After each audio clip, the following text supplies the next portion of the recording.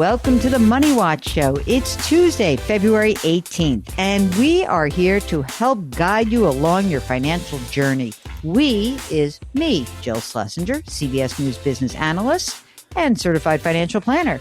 And he is Mark Talercio, the very best executive producer in the whole wide world, and also a certified financial planner. Hello, Mark. Hello, Jill. Talking to you in the afternoon, which is kind of throwing me for a bit of a loop. I know. I've had a big day already. Incredible. I was talking about how much we love this part of our life. I had one of my very earliest producers when I first got to CBS. I met her for breakfast today. And she's like, is that guy Mark still in your world? I'm like, in my world? He is my world. He is my world. Do I know this person? I don't know. You knew her as, I'll tell you off the air, but her name is Megan. She was a producer on the early show who then moved over to when we first launched Money Watch on CBSNews.com. All right. So that all said, I just want to be clear that we are here trying to help answer financial questions.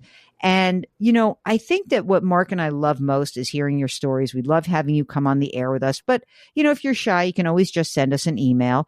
Just go to jillonmoney.com, click the contact us button, write us a note.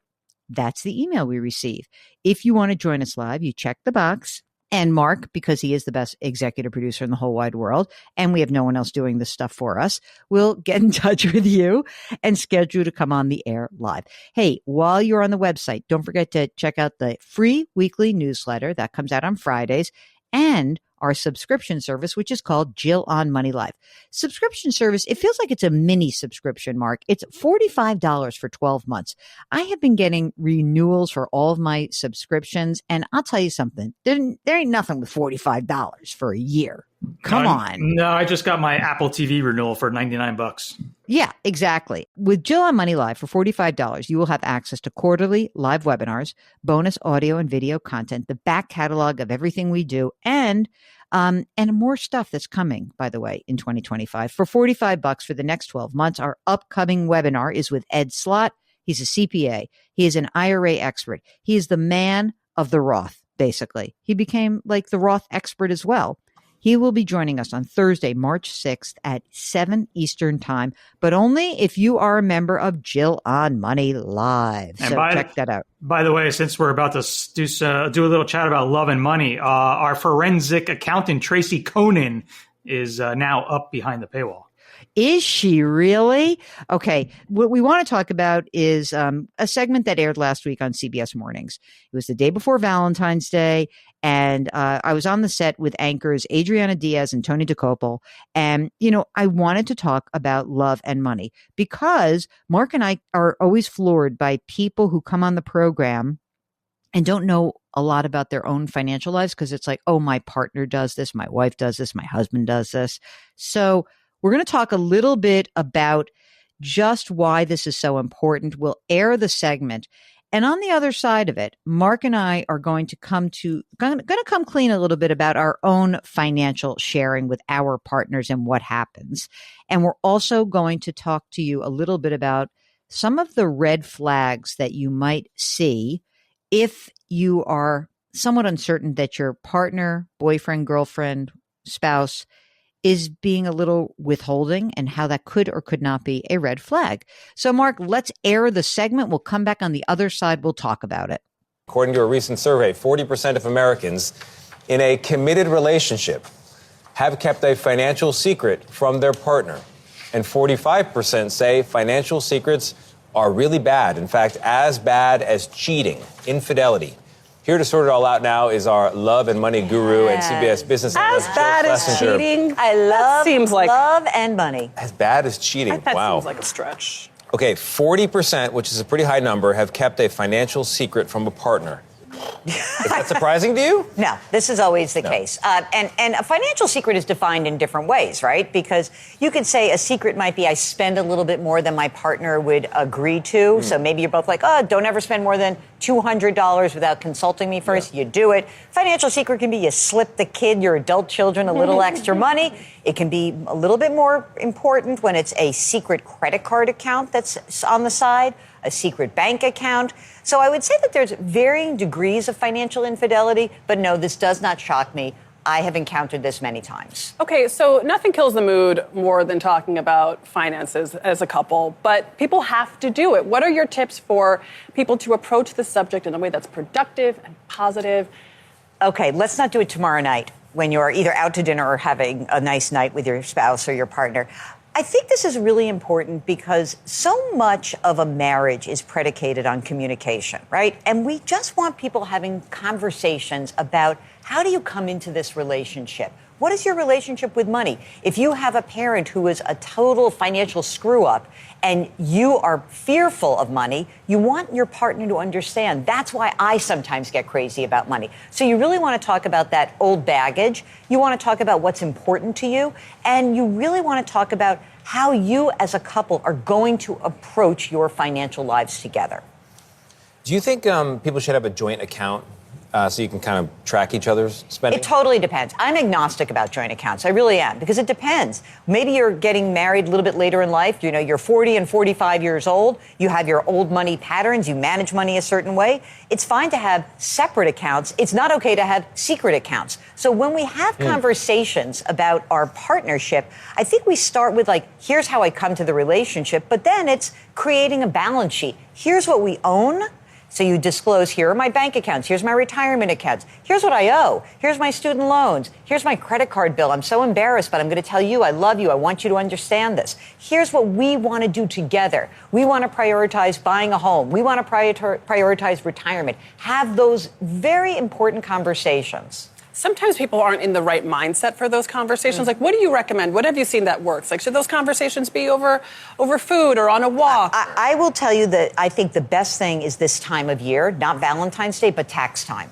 It's a perfect time to say, we're filing our tax returns, whether you file jointly or separately. It's a great time. You have all that documentation. You can talk about it. I also want to give a nod to the fact that we have a problem at two ends of the spectrum in this country. Do not overshare too early in your relationship, but then undersharing later in life. Why? You've created this idea that, hey, Tony and I are married. Sorry, Katie. He says, Jill, you're so good with money, just do it. But then as we get older, you sort of check out. And that's not okay. We need people to be on the same page as they are moving through their lives so that if anything were to happen to me, that my non-involved spouse knows what's going on, knows where the passwords are, knows how to access these accounts. Yeah. So again, don't overshare too early, but don't undershare later in life. Okay, so Mark, let's talk about the division of labor in your spousal relationship. I just want to be clear to everybody that Mark's wife is insanely bright. She is an accountant by training, and she basically could do probably any mathematical equation necessary to get through her whole financial life. Is that fair to say, Mark? No, she models Excel spreadsheets like nobody's business. However, she doesn't really like doing the day-to-day money. She's too busy. She's too busy. So how did that conversation come about that you really took it all over? I don't know if it was a conversation or it was just kind of happened organically. But yeah, I mean, I am definitely the CFO of this household. I take care of everything. I kind of pay all the bills, whether you're talking about mortgages or property taxes. And then just our personal lives, our personal finances. I take care of all that. All that being said, she is in the loop 100%. I've told her everything that we're doing. She, God forbid I'm riding my bike and I get run over by a bus. I've told her where to find all the accounts and all the passwords. Now, whether or not she listened to anything that I said is a completely different story, but I've done my part. Okay. And you do catch up with each other around like where things stand. In other words, I don't know, if you have actual meetings about this, but you do certainly have conversations maybe around tax time or at the end of the year, right? Yeah, it usually happens around the beginning of the year. That's kind of when we do our, all of our rebalancing, and if we're doing our backdoor Roth contributions or our 529 contributions, that's usually when it happens. We'll just have like a very informal check-in. And for us, we are similar. I have a CEO. I report to her. She's fantastic. And, by the way, before Mark and I came into our partners' lives, they were perfectly capable of doing all of this themselves. They did it. And the difference is that when one of you sort of takes control, then the other one's like, yeah, I got other stuff to do. Like, I'm busy. And so I do the same thing, Mark. I sort of am the CFO of the household. I make sure we have day-to-day bill paying set up very clearly. I have the, here's the break the glass. Oh my God, something horrible happened. The times that we really talk a lot about our money, it's usually at the end of the year when we are doing rebalancing.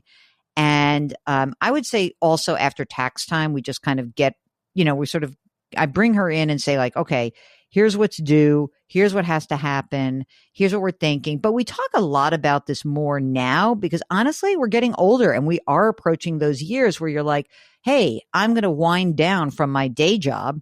What are we going to do next? And you start to really focus on what are we spending? What do we need? I think it's really important to do that. Now, Mark, I will tell you this, when I first met Jackie, we were kind of equals in terms of like the earning. Jackie has so far outpaced me. It's crazy. So I think that maybe she should consider a post-nuptial agreement. What do you think? I don't know about that, but I'm in the same boat. When we first got together, we were pretty much equals. I could keep up, but that lasted for like, 2 or 3 years. Exactly. Hey, so listen, we haven't been getting this question so much, but I find it fascinating. There is something called a prenuptial agreement. That's before you actually get married. There's another agreement called a post-nuptial agreement, which would be an agreement after you get married. But if you're not a married couple, but you've been together for a long time, you're not legally married, there is a document called a no nuptial agreement, which is, these are legal contracts that contemplate how you would split up your financial life, your lives rather, in the event that the relationship doesn't work out. And so who needs these kinds of documents? I think that, if you've got complicated circumstances, maybe you've got children from a previous marriage, maybe one of you owns a closely held business, especially a family business, maybe there's a massive disparity in wealth and you maybe just want to consult with a matrimonial attorney to discuss ways that you could navigate this. Not a great time to bring this up right after Valentine's Day. I'm clear about that. But Mark, when we interviewed forensic accountant Tracy Conan, what struck you about some of the stuff she was talking about? So a forensic accountant is brought in like usually after the fact to see like what's been going on, and they crawl into your financial lives and, they can spot things that even normal accountants wouldn't. So what struck you about what she was talking about? I would say probably just how much shadiness is actually going on. Exactly. It's so much more vast than I thought. Yeah. I was shocked. I hope I never make such a discovery. Yeah. I mean, by the way, financial infidelity, as I said in the segment, is defined in lots of different ways. I mean, like, yeah, I spend more money than my spouse would have wanted to. Okay. But that's a lot different than a secret credit card account or a secret savings account or a secret investment account. This is my little tease for everyone to be part of Jill on Money Live, to listen to this interview with Tracy. Here are some of the common warning signs that she said. Again, it's a red flag. It may not be the only thing, but check this out. Several unexplained ATM withdrawals. Okay, like maybe you can explain it, maybe, but that's like, put that in the back of your brain. Someone who spends a lot of money, not a little bit, a lot of money without telling you first. You discover that secret account. But I thought this one was very important. Blocking access to financial information. Yeah. Forget it. That's like a non-starter for me. That to me is the biggest red flag. Yeah, that's a major red flag. If some of these things like raise some warning signs for you, you should check out Tracy's website, which is divorcemoneyguide.com. divorcemoneyguide.com. And, I think that, as she said, sometimes people will get divorced and they don't even realize that they're due something more. And sometimes she comes in and she's like, you're not due as much as you think. Like whatever you think is happening, it's not. So I hate to end on a downbeat note. Share the information with your loved ones.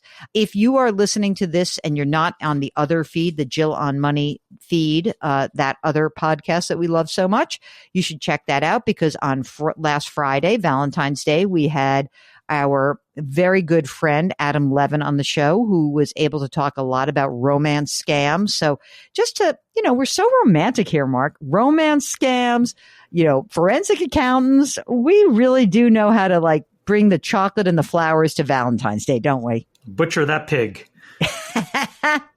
You'll get that when you listen to the other podcast. Okay.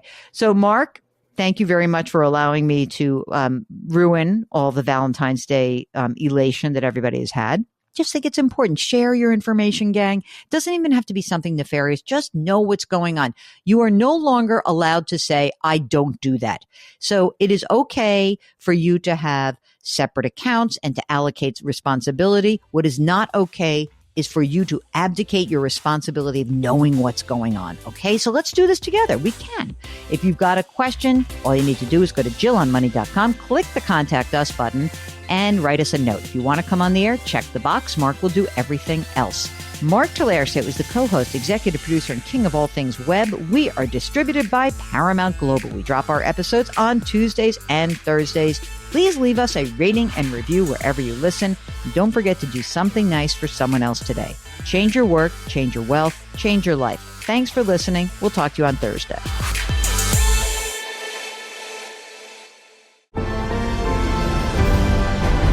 Paramount Podcasts.